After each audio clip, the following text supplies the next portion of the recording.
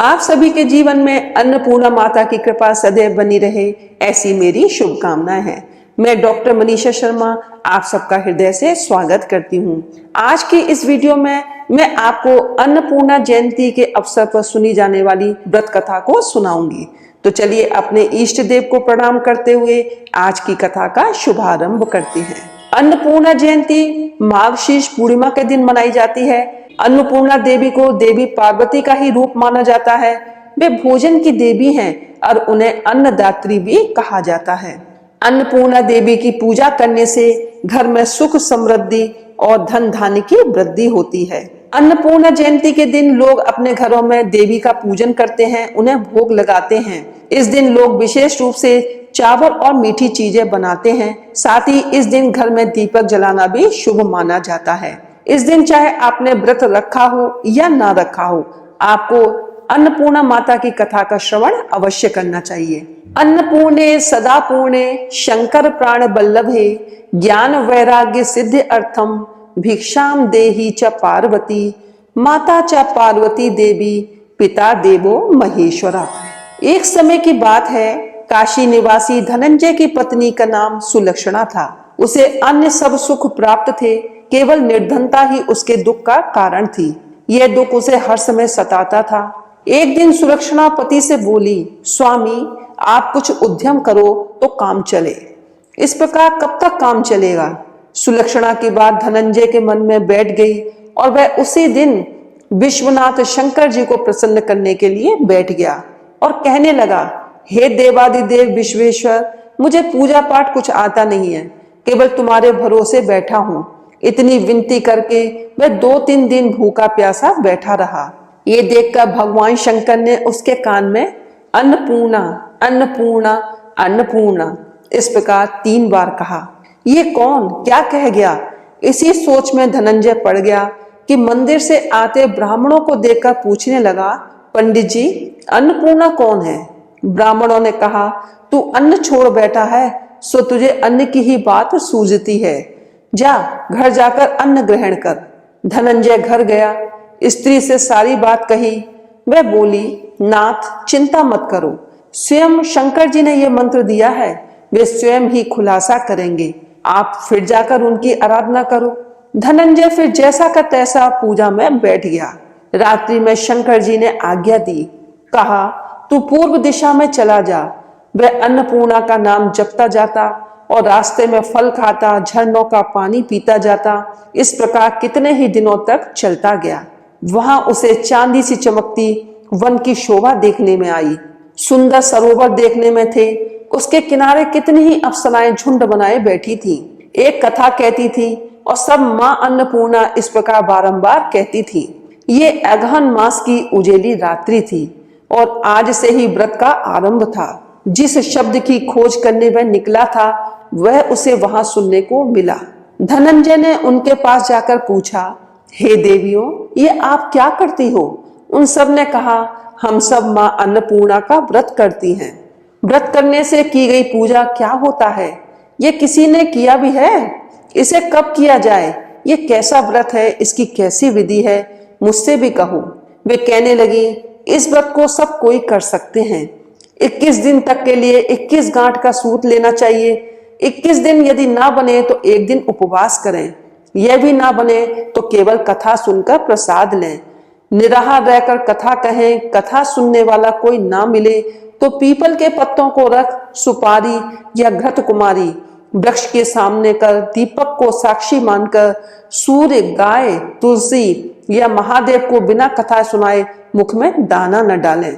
यदि भूल से कुछ पड़ जाए तो 1 दिवस फिर उपवास करें। व्रत के दिन क्रोध न करें, झूठ न बोलें। धनंजय बोला, इस व्रत के करने से क्या होगा? वे कहने लगी, इसके करने से अंधों को नेत्र मिलते हैं, लूलों को हाथ मिलते हैं, निर्धन के घर धन आता है, बांझ को संतान मिलती है, मूर्ख को विद्या मिलती है। जो जिस कामना से व्रत करता है, माँ उसकी इच्छा पूरी करती है। वह कहने लगा, बहनों, मेरे भी धन नहीं है, विद्या नहीं है, कुछ भी तो नहीं है। मैं तो दुखी ब्राह्मण हूँ, मुझे इस व्रत का सूत दोगी? हाँ भाई, तेरा कल्याण हो, तुझे दूंगी। ले, इस व्रत का मंगल सूत ले। धनंजय ने व्रत किया। व्रत पूरा हुआ तभी सरोवर में से 21 खंड की सुवर्ण सीढ़ी हीरा मोती जड़ी हुई प्रकट हुई। धनंजय जय अन्नपूर्णा अन्नपूर्णा कहता जाता था। इस प्रकार कितनी ही सीढ़ियां उतर गया तो क्या देखता है कि करोड़ों सूर्य से प्रकाशमान अन्नपूर्णा का मंदिर है। उसके सामने सुवर्ण सिंहासन पर माता अन्नपूर्णा विराजमान है। सामने भगवान शंकर खड़े हुए हैं। देवांगनाएं चवर डुला रही हैं। कितने ही हथियार बांधे पहरा दे रहे हैं। धनंजय दौड़कर जगदम्बा के चरणों में गिर गया। देवी उसके मन का दुख जान गई। धनंजय कहने लगा, माता आप तो अंतर्यामी हो, आपको अपनी दशा का क्या बताऊं। माता बोली, मेरा व्रत किया है, जा संसार तेरा सत्कार करेगा।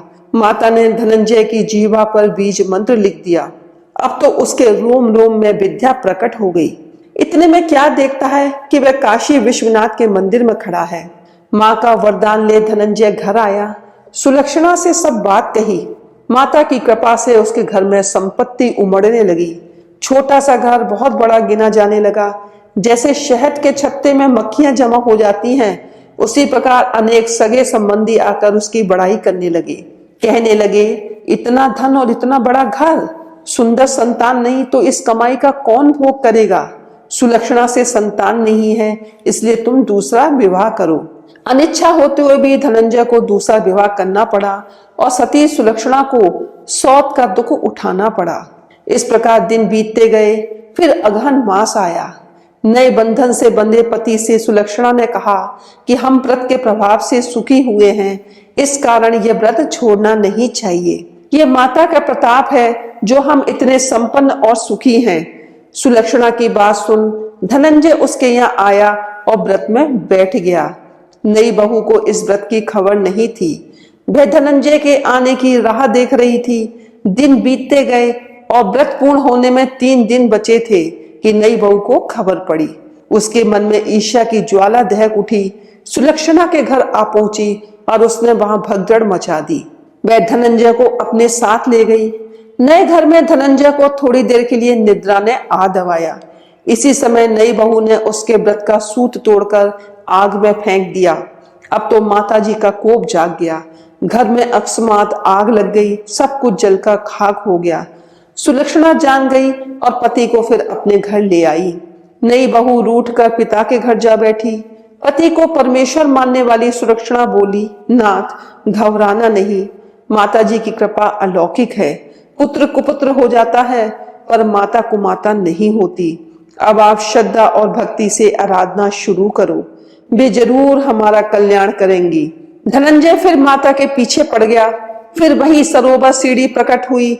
उसमें माँ अन्नपूर्णा कहकर वह उतर गया। वहां जा माता के चरणों में रुदन करने लगा। माता प्रसन्न हो बोली, ये मेरी स्वर्ण की मूर्ति ले, इसकी पूजा करना, फिर तू सुखी हो जाएगा। जा, तुझे मेरा आशीर्वाद है। तेरी स्त्री सुलक्षणा ने श्रद्धा से मेरा व्रत किया है, उसे मैंने पुत्र दिया है। धनंजय ने आंखें खोली तो खुद को काशी विश्वनाथ के मंदिर में खड़ा पाया। वहां से फिर उसी प्रकार घर को आया। इधर सुलक्षणा के दिन चढ़े और महीना पूरे होते ही पुत्र का जन्म हुआ। गांव में आश्चर्य की लहर दौड़ गई। मानता आने लगा। इस प्रकार उसी गांव के निसंतान सेठ के पुत्र होने पर उसने माता अन्नपूर्णा का मंदिर बनवा दिया। उसमें माताजी धूमधाम से पधारी, यज्ञ किया और धनंजय को मंदिर के आचार्य का पद दे दिया। जीविका के लिए मंदिर की दक्षिणा और रहने के लिए बड़ा सुंदर सा भवन दिया। धनंजय स्त्री पुत्र सहित वहां रहने लगा। माताजी के चढ़ावे में भरपूर आमदनी होने लगी। उधर नई बहू के पिता के घर डाका पड़ा, सब लुट गया। वे भीख मांगकर पेट भरने लगे। सुलक्षणा ने यह सुना तो उन्हें बुला भेजा, अलग घर में रख दिया और उनके अन्न वस्त्र का प्रबंध कर दिया। धनंजय, सुलक्षणा और उसका पुत्र माताजी की कृपा से आनंद से रहने लगे। अन्नपूर्णा माता ने जैसे इनके भंडारे भरे, वैसे ही सबके भंडारे भरे। बोलो अन्नपूर्णा माता की जय हो।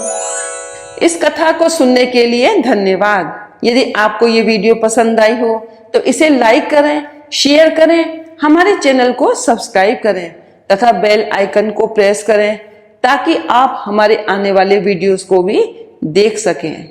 हर हर महादेव, जय भोलेनाथ।